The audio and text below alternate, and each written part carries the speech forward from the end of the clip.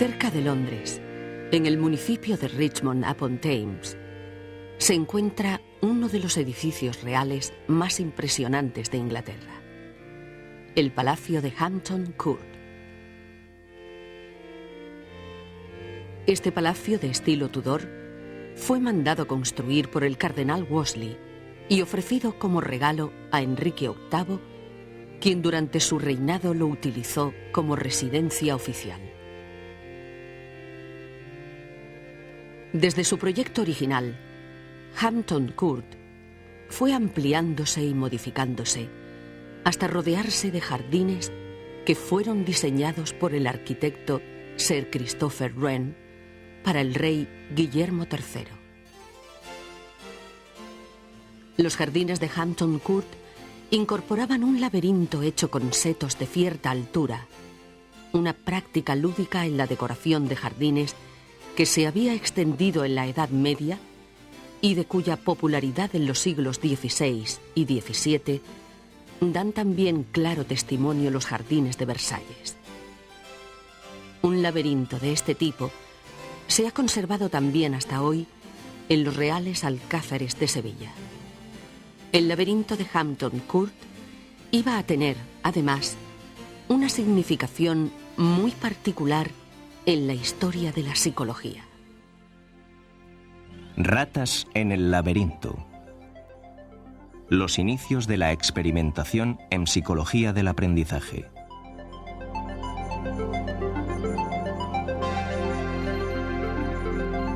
El laberinto de Hampton Court inspiró la construcción de otros recorridos semejantes destinados a facilitar la observación y el estudio del comportamiento de las ratas en el laboratorio.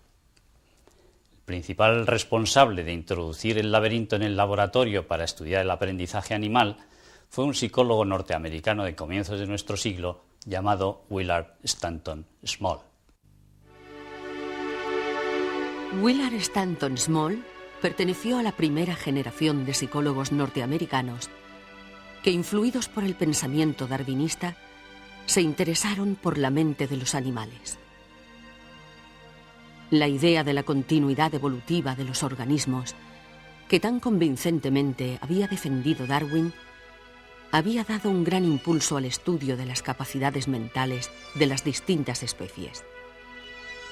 Se pensaba que, comparando unas con otras, se podrían obtener las pruebas que demostrasen definitivamente esa continuidad.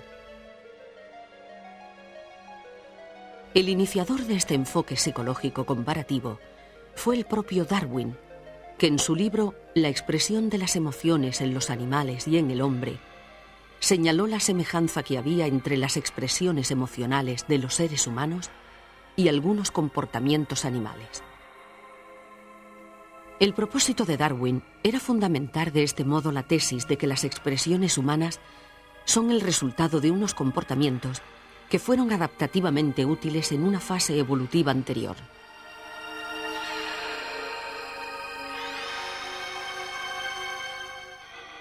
Así, por ejemplo, la acción humana de curvar los labios en un gesto de burla o de desprecio no sería sino un residuo del hábito que tienen los carnívoros de mostrar los caninos cuando están furiosos.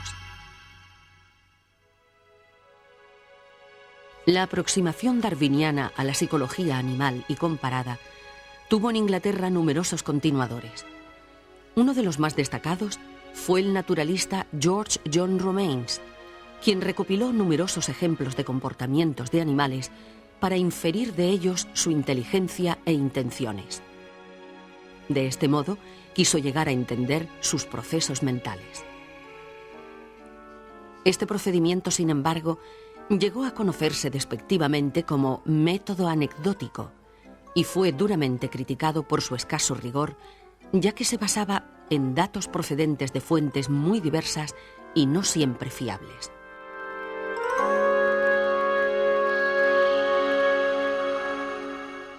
Pero fue en los Estados Unidos donde la perspectiva evolucionista y con ella la psicología animal prendió con más fuerza. Allí dio lugar a una corriente psicológica interesada por la función que desempeñan los procesos mentales en la adaptación del organismo al medio. Propiciada por autores como William James y John Dewey, esta corriente funcionalista se convirtió en la orientación psicológica norteamericana por excelencia.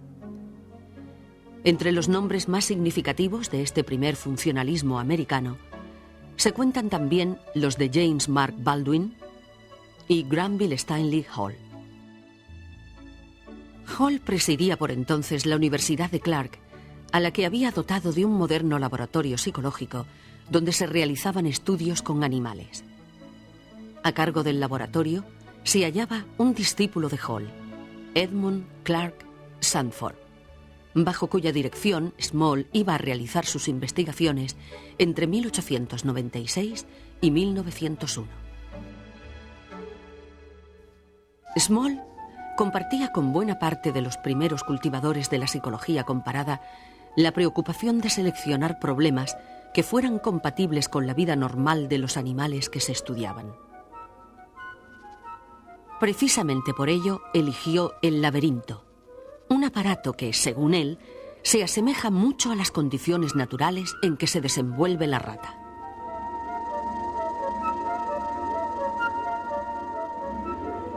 Small se interesó por un aspecto particular del aprendizaje de las ratas, la adquisición de lo que él denominó sus hábitos naturales.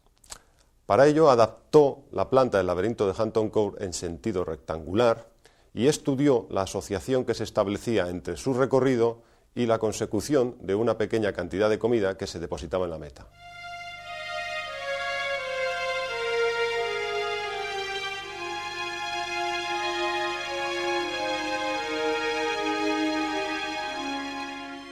Que yo recuerde, la sugerencia provino del Dr. Sanford.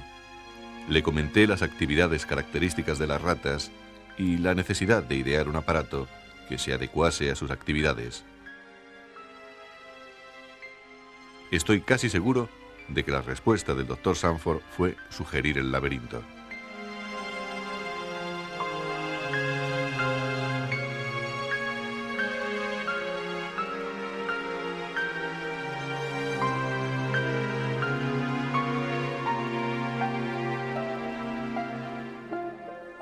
Se colocaba a las ratas en una caja a la entrada del laberinto. La comida se disponía en el espacio central.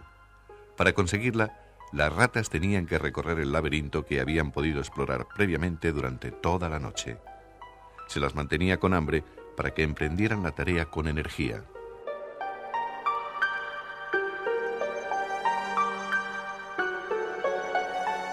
Como puede verse, en algunos lugares el camino se bifurca. Son puntos críticos que llevan a callejones sin salida y constituyen otras tantas posibilidades de error. Un simple vistazo al laberinto bastará para dar idea de la dificultad del problema.